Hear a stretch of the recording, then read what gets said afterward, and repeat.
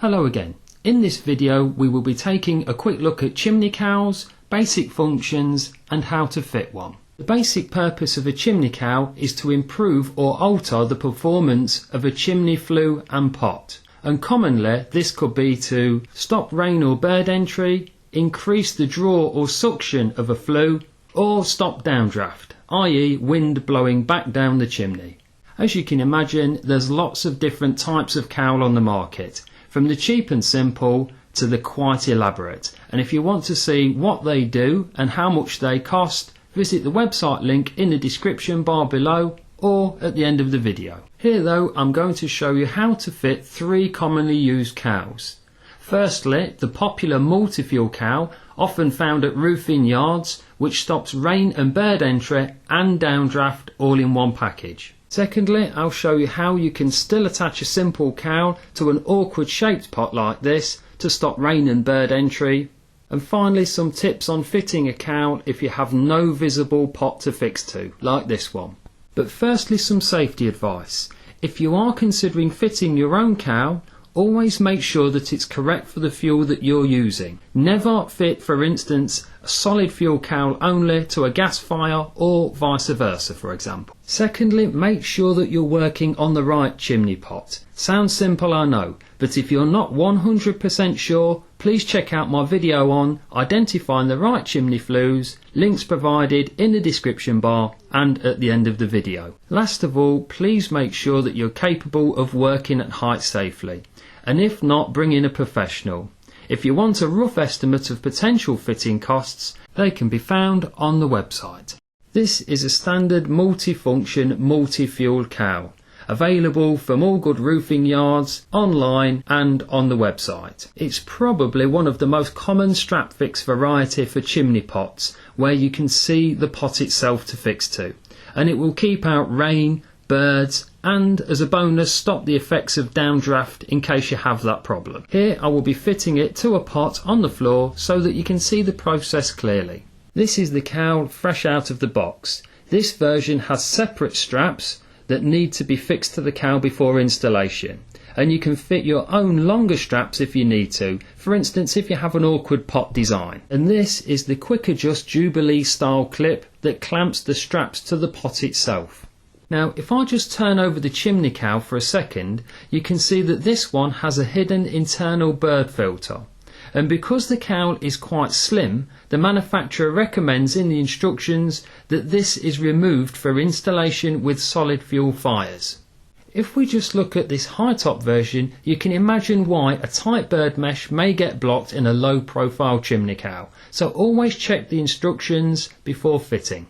All we have to do on this unit is undo the 4 wing nuts so that the cowl comes apart like this.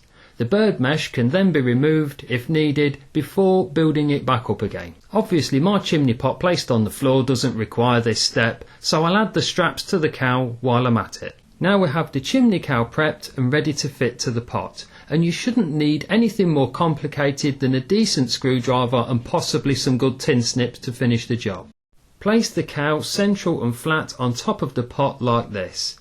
Now you can unfurl the stainless steel strap and familiarise yourself with the quick adjustment hinge. As you can see, it has a simple hinge system which can be clipped and unclipped as many times as you like. What this allows you to do is get a start very quickly without fastening the screw thread right from the very beginning and screwing all the way down.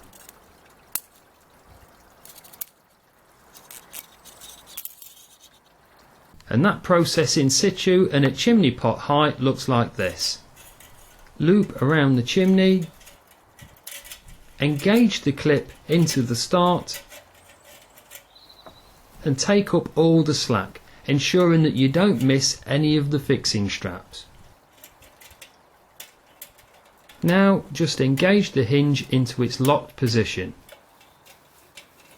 Tighten up the clip nice and tight, making sure that everything looks good and the strap is level and parallel.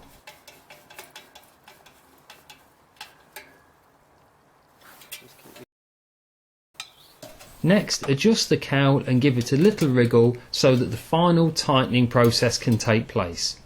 And if I just pause the video for a second, now is the time to check your final strap end position. If you're going to leave a long tail on the clip like me, make sure that you can clamp it back to the surface of the chimney pot with the end of the strap here. Failing that, cut off the strap a lot closer to the tightening mechanism, otherwise you risk the wind vibrating any leftover strapping with the noise resonating down the flue. Finally, clamp everything in place by tapping the strap ends closed with something that won't crack the pot, like the end of this screwdriver. And there we are, done. No rain, no birds and no downdraft. Now sometimes chimney pots have awkward designs or are a funny shape, like this fluted pot on the left. Here I'm fitting a slightly different brand of cowl with longer straps, although I could probably have used a hook or pressure bolt version, which we will look at next. This design has internal legs which I'm slipping through the flutes from the inside for extra security. This is a very exposed location that sees large birds like crows and herons, so you can't be too careful. Once that's done, the internal and external legs can be bent in position and the Jubilee clamp tightened into the recesses of the top flutes. As you can see, I've finished the adjacent roll top pot with a matching cowl to keep the rain and birds out. The birds in question being these two visible in the background here, who are two very brave jackdaws that were trying to build a nest. And speaking of which, if you suspect birds have made a nest, always check the flues for blockages before restarting any sort of fire or gas fire. If in doubt, sweep the chimney or bring in a chimney sweep. Okay, that was simple enough, but occasionally you will get a chimney that doesn't have enough pot showing, or none at all, as in the example you can see here. On this relatively new build property, the builder has left no visible pot, and dribbling water on the flaunching combined with the odd pigeon falling down means it requires a cowl. To get past the lack of pot, I will be installing a pressure bolt or hook fix cowl which relies on internal clamping pressure to hold it in place. This is a high-topped pressure bolt cowl, and once you've fitted the bolts into the unit you will have something like this. With the bolts loosely installed, I've put a bead of silicone around the perimeter of the mating surface just to stop the water creeping underneath and back down the flue. In this close-up you can see the cowl bedded into position. It's now just a matter of tightening the bolts to a firm pinch. Make sure though that all the bolts are an equal distance and tightened in sequence with equal pressure in all directions. One final thing to guard against is the bolt thread getting caught here on the internal upstand. What this can do is give you a false sensation of the hook being clamped to the inside of the pot, but in reality it's the threads snagging on the cowl body. So just be on the lookout for that, or the cowl could be blown off in a strong wind. Anyway, there's 3 common scenarios for chimney cowl fitting.